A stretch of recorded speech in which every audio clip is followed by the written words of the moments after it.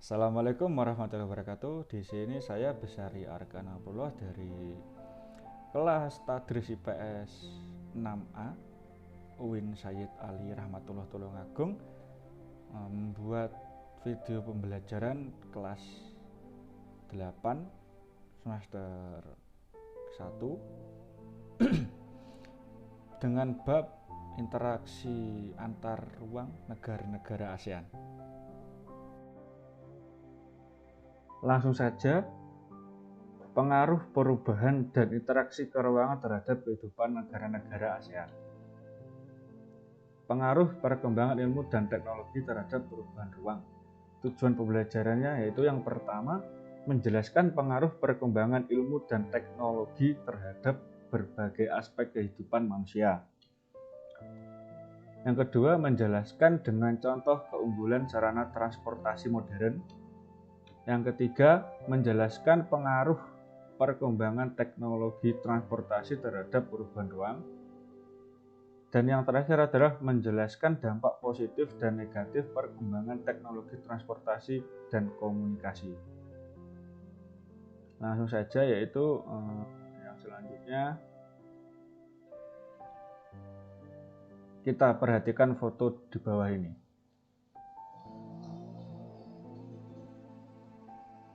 Perkembangan ilmu pengetahuan dan teknologi telah mempengaruhi berbagai bidang aspek kehidupan manusia.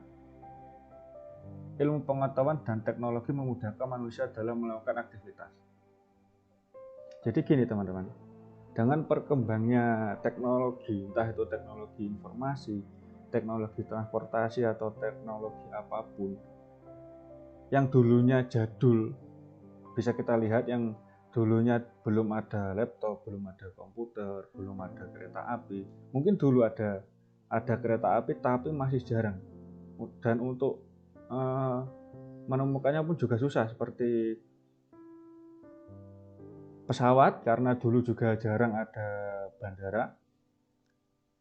Yang di bidang informasi dan teknologi informasi, dulu internet kemungkinan ada tapi sangat susah dan sangat dijangkau pun juga susah. Dulu belum ada laptop, belum ada HP, masih menggunakan, kalau ingin mengetahui informasi masih mulut ke mulut, harus belajar ke sekolah dulu, harus ke tempatnya langsung. Tapi kan sekarang kita bisa akses lewat komputer, bisa akses lewat laptop, bisa akses lewat HP dengan mudah, tanpa kita harus gerak, tanpa harus kita melangkah, tapi kita masih bisa menemukan informasi yang baik. Tapi dampak positif internet atau dampak positif teknologi informasi dan komunikasi itu masih banyak dampak negatifnya. Jika kita tidak bisa menyaring, kita akan ikut terbawa dampak buruk. Misalkan selanjutnya di bidang pertanian, dulu kalau mau manen padi, mau manen jagung harus satu-satu pakai tangan, harus menebang satu-satu, harus menebas satu-satu. Untuk sekarang enak, ada traktor. Seperti yang kita lihat di bawah itu adalah alat untuk memanen padi. Terus dalam bidang perdagangan atau bidang ekonomi, dulu sangat mengandalkan pasar tradisional. Dan pasar tradisional pun juga terbatas apa yang dijual. Belum sama kayak sekarang yang mall itu hampir kebutuhan A sampai Z itu semua ada. Terus di bidang kesehatan itu dulu kalau mau lihat anaknya laki-laki atau perempuan, biasanya itu kalau orang-orang dulu itu, kalau orang Jawa itu ilmu titan itu gimana ya, menandai, oh si bapak mimpi apa, si ibu mimpi apa, terus disangkut pautkan gitu. Terus selanjutnya teknologi di bidang transportasi. Ilmu pengetahuan yang semakin luas memungkinkan perkembangan berbagai alat transportasi yang nyaman, cepat, dan tingkat keamanan yang tinggi. Perlu kita ketahui, di zaman sekarang, orang-orang berbondong-bondong membeli kendaraan, entah itu kendaraan bermotor, sepeda, ontel, atau kendaraan umum yang lainnya. Itu yang pertama adalah tingkat keamanan. Karena orang-orang sekarang itu naik kendaraan itu ngawur, entah itu kecepatan tinggi atau ugal-ugalan, sehingga dengan berkembangnya teknologi sekarang, manusia lebih cenderung ke transportasi yang aman dan nyaman. Adanya perkembangan teknologi transportasi membawa perubahan aktivitas manusia yang berakibat terhadap tata kehidupan. Alat transportasi semakin banyak memberikan alternatif perjalanan. Jadi kita sekarang, contohnya untuk mudik kita tidak perlu repot-repot, tidak perlu bingung mau naik apa. Misalkan kita mau naik pesawat, kita tinggal beli tiket. Mau naik kapal feri atau kapal di pelabuhan, kita tidak usah repot-repot, langsung beli tiket. Beda dengan dulu masih jarang sekali, karena orang-orang dulu mudik itu kebanyakan menggunakan kendaraan-kendaraan sepeda ontel seperti delman, dokar itu. Dan orang-orang zaman dulu itu rumahnya itu jarang ada yang jauh-jauh.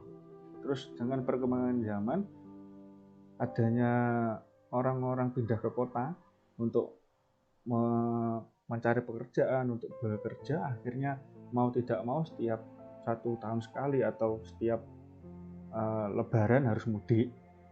Dan untuk sekarang itu kebanyakan menggunakan kendaraan pribadi seperti mobil dan sepeda motor. Itu pun juga termasuk salah satu perkembangan teknologi transportasi.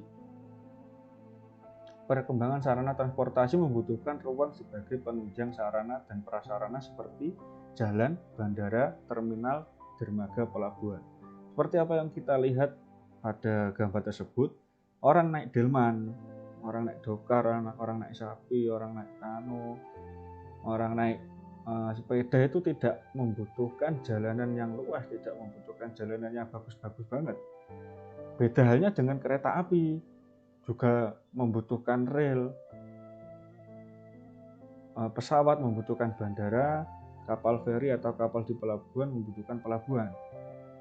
Dan sekarang juga berkembangnya transportasi pribadi seperti sepeda motor dan mobil juga sangat padat, juga sangat banyak, sehingga mau tidak mau juga harus membangun aspal. Pembangunan prasarana transportasi akan mengubah kondisi wilayah, lahan-lahan produktif, hutan, dan sawah diubah untuk membangun jaringan jalan, bandara, terminal, dermaga, pelabuhan. Nah, apa yang saya sampaikan barusan tadi tersebut adalah contoh pembangunan transportasi yang mengubah kondisi wilayah di Indonesia. Seperti hutan dibabat untuk akses jalan tol, seperti halnya lahan-lahan itu misalnya digusur untuk pembangunan bandara atau pembangunan rel kereta api. Itu bukannya ada dampak negatif dan ada dampak positif. Dampak positifnya karena untuk transportasi kita mudah dijangkau. Dampak negatifnya ya kalau misalkan hutan-hutan digunduli ya hari-hari semakin panas, dan kalau hujan itu gampang longsor, gampang banjir gitu. Yang selanjutnya adalah di bidang teknologi komunikasi. Ilmu pengetahuan merubah perkembangan teknologi komunikasi menjadi semakin canggih. Teknologi komunikasi memungkinkan informasi dapat menyebar luas dalam waktu singkat. Contohnya saja, orang-orang zaman dulu jika ingin mengetahui informasi itu dari mulut ke mulut, jadi menyebarnya pun juga sangat lamban. tidak secepat sekarang. Kita misalkan dulu harus ada telegram dalam arti surat, dalam bentuk surat itu yang harus dikirim lewat pos atau lewat beduk.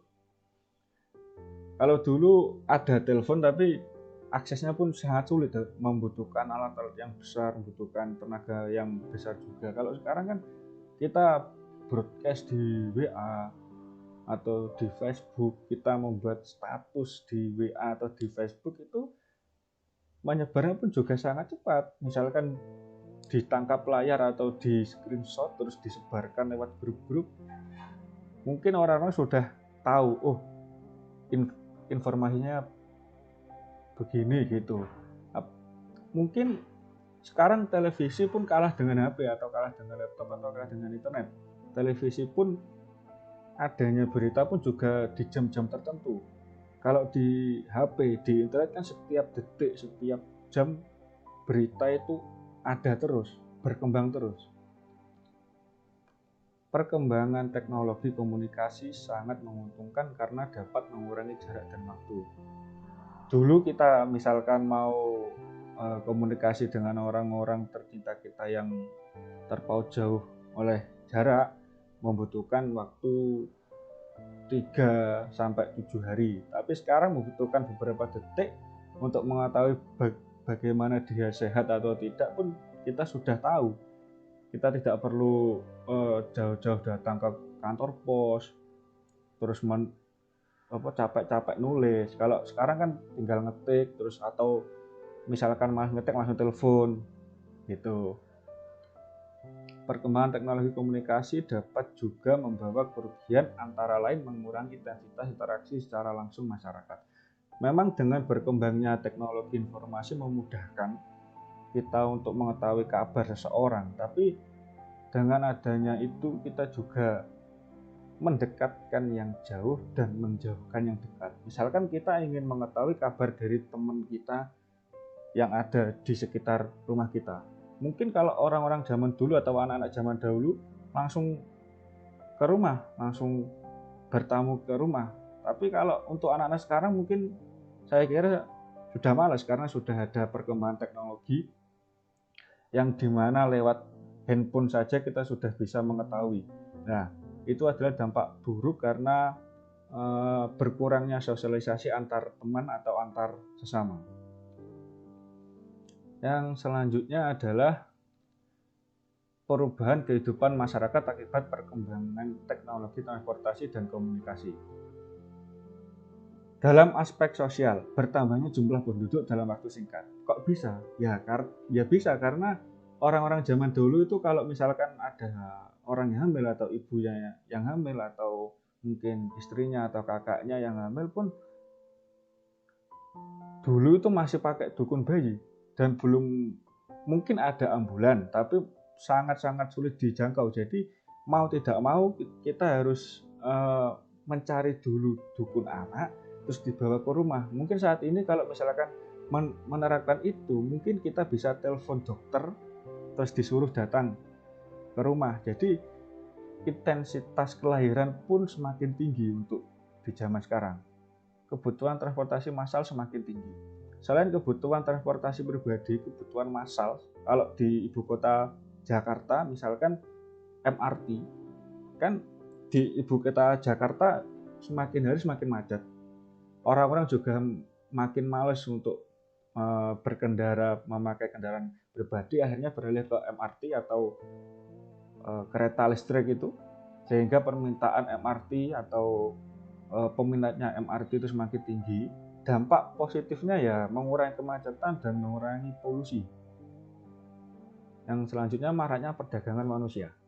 Maraknya perdagangan manusia itu ini ada dua hal. Yang pertama adalah diperjualbelikan untuk pemuas nafsu. Jika mungkin teman-teman semua sudah tahu apa yang saya maksud, dengan perkembangan teknologi apapun kita bisa akses, termasuk dengan video-video porno. Nah, dengan adanya video porno, hasrat-hasrat seksual kan semakin tinggi. Ada orang-orang nakal misalkan menculik terus diperjualbelikan untuk pemuas nafsu. Terus hal yang kedua adalah diperjualbelikan tubuhnya di pasar gelap, misalkan jantungnya dijual, matanya dijual, dan semua ada harganya. Tidak perlu saya perjelas karena ini juga belum waktunya. Mungkin teman-teman kalau sudah besar nanti bisa tahulah dan bisa memilah dan memilih mana yang baik dan yang benar, dan semoga saja tidak ikut larut dalam masalah tersebut. Terus yang selanjutnya adalah kerjasama luar negeri semakin mudah. Untuk dulu mungkin para presiden, para petinggi negara kalau mau membuat janjian pun harus langsung datang. Kalau sekarang pun kalau saya tahu lewat HP atau langsung telepon atau gimana pun sudah bisa. Jadi tidak perlu repot-repot jauh-jauh langsung datang ke negara tersebut. Yang selanjutnya adalah faktor ekonomi. Bertambahnya pendapatan pemerintah dari pajak dan sewa. Dengan adanya perkembangan teknologi, semakin hari semakin banyak pedagang atau penjual yang berinovasi, entah itu penjual makanan, penjual kebutuhan rumah tangga, kebutuhan pakaian atau apapun, juga semakin berinovasi untuk membuat toko-toko yang bagus. Nah, dengan dibuatnya toko-toko tersebut, akhirnya pemerintah dapat untung dari harga sewa atau pajak. Terus nilai barang-barang lokal meningkat seiring permintaan mata uang asing. Jangan dikira brand-brand lokal kita kalah dengan brand-brand yang lain. Justru brand-brand lokal kita itu hampir menyaingi brand-brand luar negeri. Mungkin brand-brand kita kalah karena kita kalah untuk pemasarannya dalam internet atau apa, kan karena di luar negeri kan juga lebih dahulu dan lebih besar. Seperti halnya kalau di Indonesia itu Erigo yang sudah sampai ke Amerika Serikat, Los Angeles atau New York, itu juga tidak kalah dengan produk Levi's atau produk Supreme itu. Terus yang selanjutnya barang-barang asing semakin mudah dijangkau. Nah, seperti apa teman-teman, mungkin hampir semua pernah belanja di Shopee, pernah belanja yang ada tulisan luar negeri. Nah, itu kan produk-produk luar negeri, kita tinggal pencet, terus misalkan kita bayar di rumah atau bayar di supermarket terdekat, terus barangnya datang tanpa perlu kita datang ke luar negeri. Yang selanjutnya adalah budaya.